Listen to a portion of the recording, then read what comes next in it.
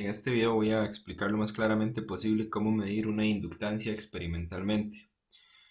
Este archivo es una solución guiada que vamos a ir viendo a lo largo del video. Antes de empezar voy a hacer unas aclaraciones. Este es un método que se puede hacer perfectamente desde la casa. No se necesita ningún laboratorio ni de electrónica ni equipo muy complejo. Por supuesto que hay otros métodos para medir una inductancia, como con un osciloscopio o directamente con algunos multímetros que tienen esta capacidad.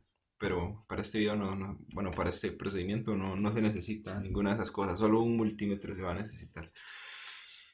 Otro aspecto muy importante es que esto va a ser un proyecto, digamos, o una medición, un experimento de mediana dificultad.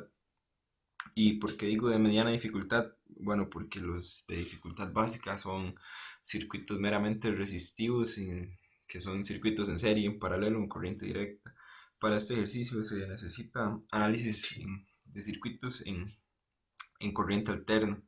Es decir, que se requiere haber estudiado este tema previamente. Es el tema de fasores, impedancias y todo lo que tiene que ver con ondas senoidales. Yo no voy a detenerme a explicar a profundidad ese tema porque no es el objetivo del video, sino más bien solamente hacer la medición de la inductancia. Y bueno, este archivo, como dije al inicio, es una solución guiada. Aquí nos indica qué materiales se necesitan y el procedimiento paso a paso. Bueno, por aquí ya tenemos, y también voy a tratar de hacerlo lo más resumidamente posible. Ahí cualquier cosa pausan el video y leen detenidamente qué dice cada párrafo. Bueno, primeramente el enunciado, medir experimentalmente la inductancia de una bobina, que es el mismo elemento, una bobina, un inductor. Los materiales son un transformador, en este caso yo usé uno con ese modelo LP573, un potenciómetro, una placa a prueba por autobol, multímetro y inductor. Inductor o bobina es lo mismo. Bueno, ahí pueden. También voy a buscar la manera a ver si les puedo dejar ese archivo, si les funciona de algo, que lo puedan descargar. Es importante tener en cuenta que la medición de una inductancia experimental solo es posible llevarla a cabo en un circuito con corriente alterna. Eso es porque la bobina tiene un comportamiento específico en corriente directa y otro en corriente alterna, totalmente distinto. Un mismo elemento, comportamientos distintos en estas dos distintas formas de energía. Para este caso nos interesa pues el comportamiento en corriente alterna, que es el que nos va a permitir eh, medir la inductancia. El de corriente directa no nos sirve. Eh, Como este experimento requiere el uso de transformadores, por acá puse un contexto breve del funcionamiento de un transformador. Por si no saben, pueden entender un poco mejor cómo funciona. Básicamente, un transformador lo que tiene adentro son un cableado primario y un secundario, que son bobinas, y funcionan por medio de inducción electromagnética. Ahí pueden, bueno, yo no lo voy a leer todo porque para no hacer muy largo la explicación, pero ahí lo pueden leer. Pausan el video. Después también por acá hay una explicación breve del funcionamiento de un inductor. Igual es como para estar un poco más en contexto de lo que se está trabajando. Después por acá tenemos ya el procedimiento. El primer paso sería, haciendo uso de elementos físicos, se debe confeccionar en la placa de pruebas el circuito mostrado en la figura 2. Está la figura 2. Por acá a la izquierda tenemos este símbolo que representa el transformador, el potenciómetro y un inductor. Vemos que es una conexión bastante sencilla, nada más son los dos elementos en serie. Acá es importante decir que esta medición de inductancia se puede realizar en cualquier inductor.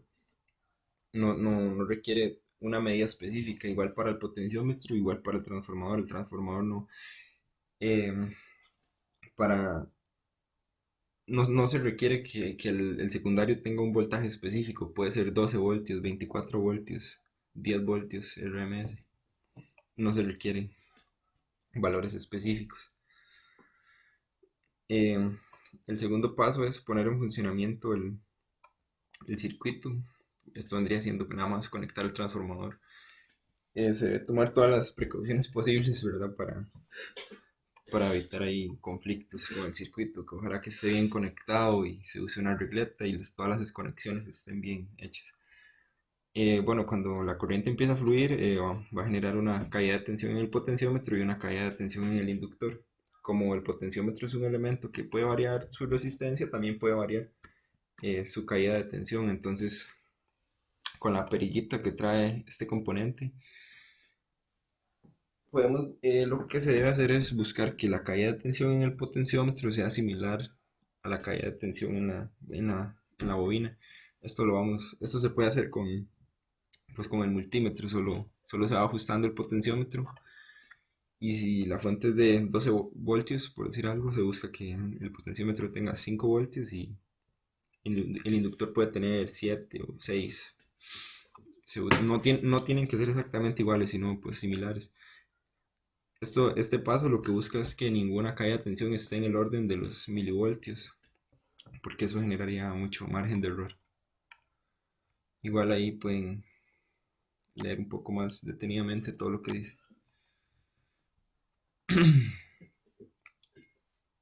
Em, bueno, lo siguiente es que la medición en corriente alterna se requiere para hacer este proceso de la mejor manera.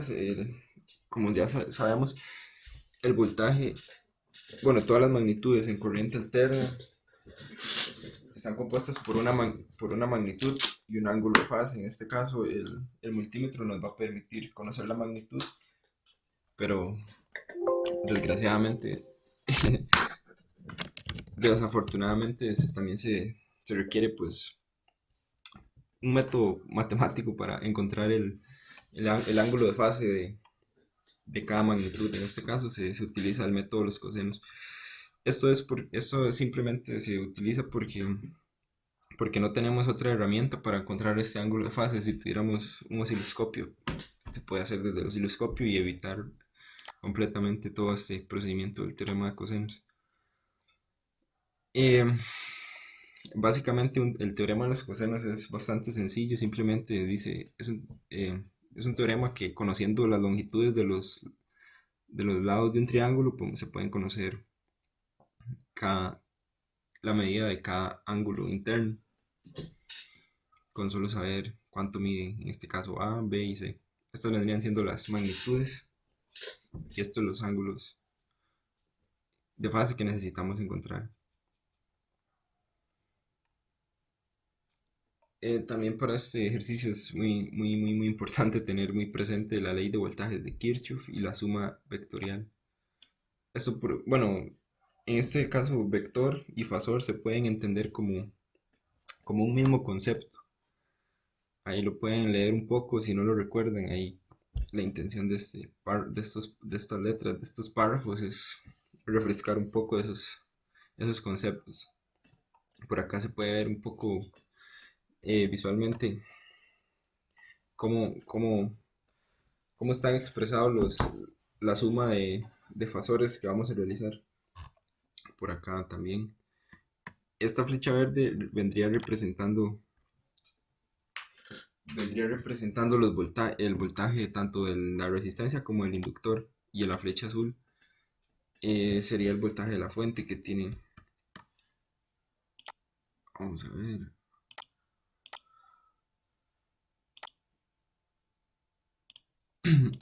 En este caso, la flecha verde representa el voltaje del inductor con un ángulo de fase positivo y la flecha roja representaría el voltaje de la resistencia con un ángulo de fase negativo. Eh, y se entiende que el voltaje de la fuente tiene un ángulo de fase igual a cero, por eso está sobre la parte, está completamente sobre el eje positivo X, sobre el eje positivo. No tiene ningún ángulo de fase. Bueno, ahí de igual manera pueden leer un poco el cálculo de voltajes fasoriales y leer un poco más detenidamente eso.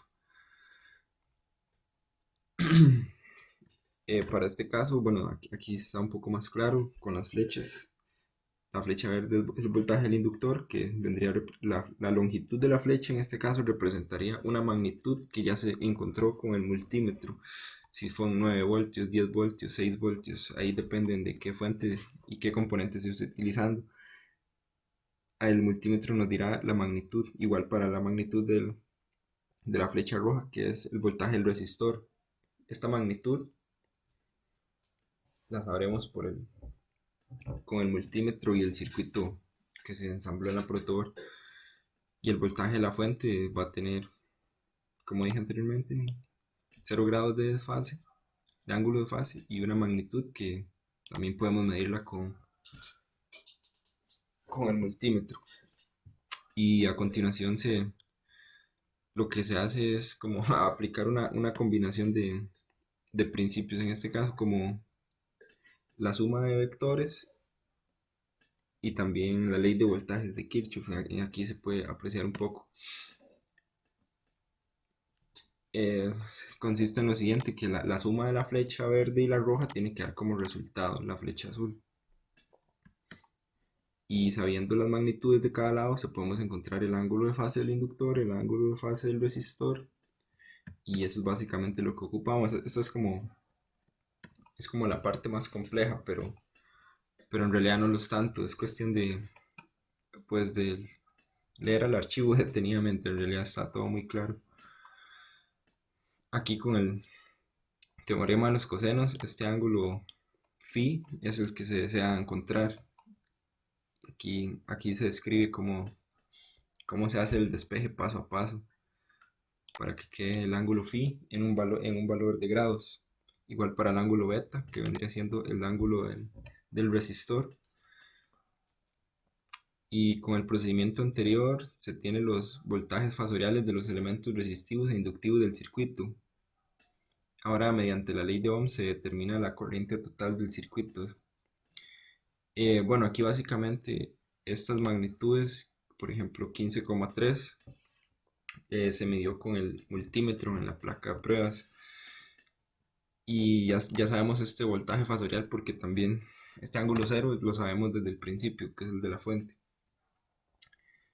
La resistencia del potenciómetro en ohmios, que vendría siendo, también se puede hacer esta medición con el multímetro. El voltaje del potenciómetro se obtuvo experimentalmente y este ángulo de fase es el valor obtenido mediante el teorema de cosenos, igual para el voltaje del inductor. Para mi caso fue 9,1 y el teorema de los cosenos me dio 21,47 grados. Después, básicamente lo que se busca es, como es un circuito serial, se desea encontrar la corriente total, que es la que atraviesa ambos componentes. Esto mediante la ley de Ohm. Simplemente con el VPOT que ya conocemos, el fasor, magnitud y ángulo, se divide entre la resistencia y eso nos va a dar la corriente experimental. A mí en este caso me dio este número que está ahí en pantalla. Y ya nos vamos acercando un poco al fin del procedimiento. Conociendo la corriente fasorial que fluye por el circuito, se podrá calcular la impedancia del inductor. Esta impedancia va a estar compuesta por una parte real, que va a ser la resistencia interna del inductor. Eso es muy importante saberlo, que todos los inductores tienen una resistencia interna. Y la parte imaginaria es la que nos va a indicar la inductancia. En este caso, la impedancia del inductor va a ser el voltaje fasorial entre la corriente fasorial. La corriente ya la obtuvimos aquí en este paso anterior y el voltaje ya lo conocemos mediante el multímetro y el teorema de los cosenos. Yo al realizar esta división, 9,1 con ángulo de 21,47 dividido entre 22 miliamperios con ángulo de menos 25,99 me da como resultado que el inductor tiene una resistencia interna de 276,06 ohmios y en la parte imaginaria 300,84 J ohmios. Y bueno, básicamente, como dije, esto es la resistencia interna y para encontrar la inductancia hay que darle un trato especial a, a esta reactancia inductiva. Eh, por temas previamente estudiados se sabe que la reactancia inductiva es igual al producto de la unidad imaginaria por la frecuencia de la fuente por la inductancia del elemento de la bobina, pues esto sería J omega L. Omega, bueno, como este 120 pi en realidad simplemente es que la fuente de energía que se utilizó, es decir, el transformador, va conectado a un toma, ese toma tiene 110 voltios a 60 Hz y omega al ser 2 pi por F, 60 por 2 pi es 120 pi. J es nada más la unidad imaginaria y L es el valor que me interesa encontrar. Este ZL ya lo sabemos que vendría siendo 300 J ohmios. Básicamente se hace un despeje donde L quede aislado, bueno, digamos despejado. Y a mí en este caso me dio que la inductancia que medí es de 798 milihenries. Esto lo comprobé aquí con el simulador. Bueno, le asigné los valores aquí a la fuente. Este vendría siendo mi potenciómetro. Bueno, puse una resistencia, pero hacen la misma función. Esta otra resistencia representa la resistencia interna de la bobina y el valor en milihenries, 798. Y yo al correr el circuito, todos los valores concuerdan. Y la única manera que concuerden es que tenga la misma medida en henries, la misma resistencia interna y la misma resistencia potenciómetro. Ahí si lo comparan con el cuadro anterior, vamos a ver que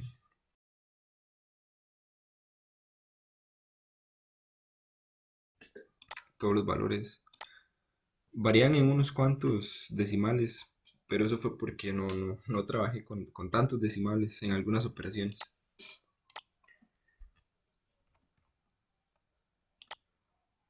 Vamos a ver. Y bueno, aquí en esta imagen se aprecian los elementos necesarios. Aquí es lo que estoy señalando con el cursor, sería el transformador fuente, el potenciómetro y se midió la inductancia del cableado secundario de un transformador. Y esta es la placa pruebas y el multímetro. Y bueno, este fue mi intento de explicar ahí lo más claramente posible y resumido cómo realizar este trabajo. Igual les dejo ahí con el archivo y espero que les sirva de guía, ahí lo pueden leer más detenidamente.